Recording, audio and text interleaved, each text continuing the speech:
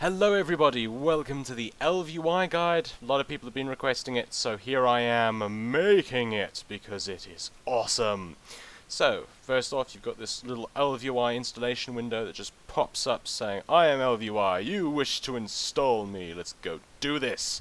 But before we do this, seeing as most of you seem to be asking about the PvP aspect of it, you know, being able to see whether somebody's like Horde or Alliance and stuff, from what I managed to find, the only way to do that kind of thing is to actually go into the in-game files and edit them, and seeing as I suck at Lua, I'm not even going to try that.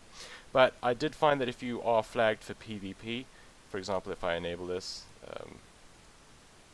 and I hover my cursor over myself, it will then say PvP, and if I say player versus player and then I disable that, go away, don't do that, there we go. It will then give me a little timer with how much longer I have left on PvP.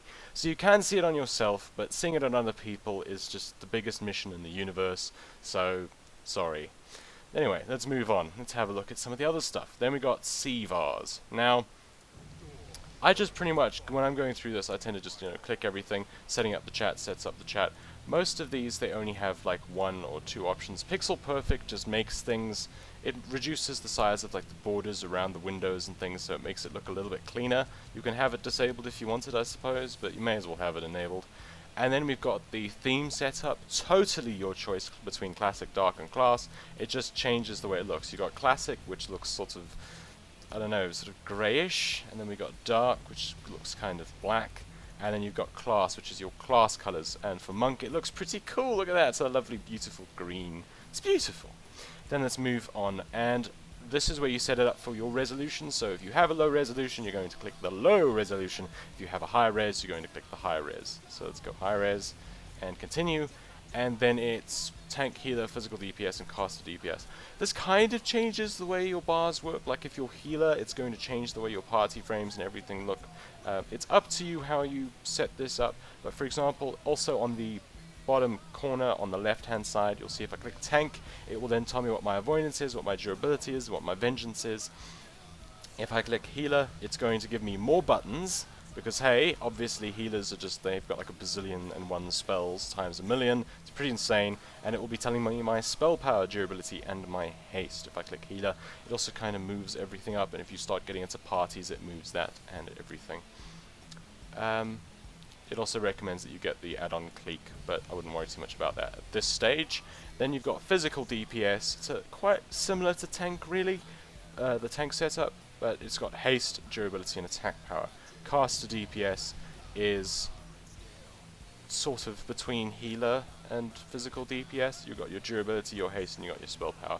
Anyway, so for this one, let's go with physical DPS, I suppose, and then continue.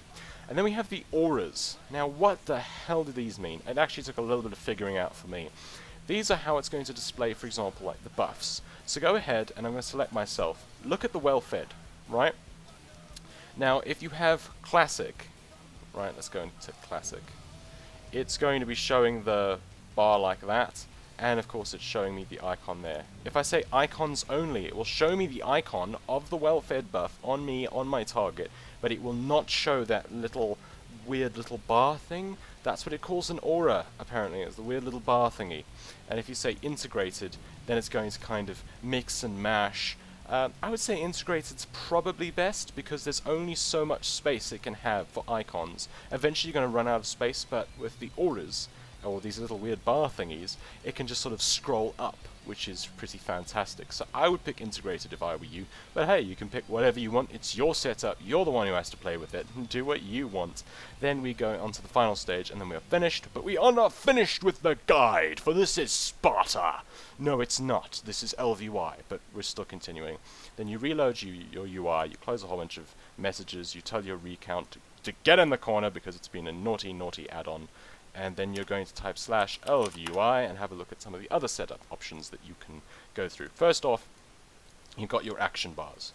Microbar, if you want to enable that, pops up at the left-hand corner. That's your character, your spellbook, your talents, your achievements, your quest log. Alternatively, if you don't want that there, you can just press the middle mouse button on your mini-map on the right-hand corner there, and then you can click whatever it is that you want. All of that stuff on your bar will be able to be viewed by middle clicking the middle mouse buttoning the minimap. So you can have it if you want, you don't need to have it. You can also change the buttons per row, you can turn it into a box, you can have it scroll down the side, whatever takes your fancy. I'm not having it enabled at the moment, I don't know why, I'm just not. And then you've got, for example, bar 2, that's that little bar at the bottom there. You can have that enabled. And you can have it enabled only when mouse over, so that when you move your mouse over it, it's shown, but when you're not moving your mouse over it, it's not shown. Personally, I like to have it shown when, all the time. And you can go through a whole bunch of the bars, but now let's have a look at something else. We got like bar 5, right? It says 6 buttons if you look over there. Okay, it says 6 buttons. You can get 6 extra buttons! Ka-chow! Look at that, it's fantastic. So you can get another couple of 6 buttons. It doesn't interfere with the UI at all, it just gives you more things to clickety-click, or pressity-press, or keybind, and make it look prettier. There we go, look at that, you can have a whole bunch of stuff. Doesn't that make life a lot easier for dragging spells onto things? Doesn't it? I think it does. Anyway, and then we're going to move on down. And you can set up the chat however you want. You can either change maybe the whisper alerts getting on your nerves. You can change that. You can have nothing. You can tell it to do whatever it wants. You can have it tell you that you're going to die every single time somebody whispers you, which would get a little bit annoying and slightly creepy, but that's up to you. Anyway, let's keep moving.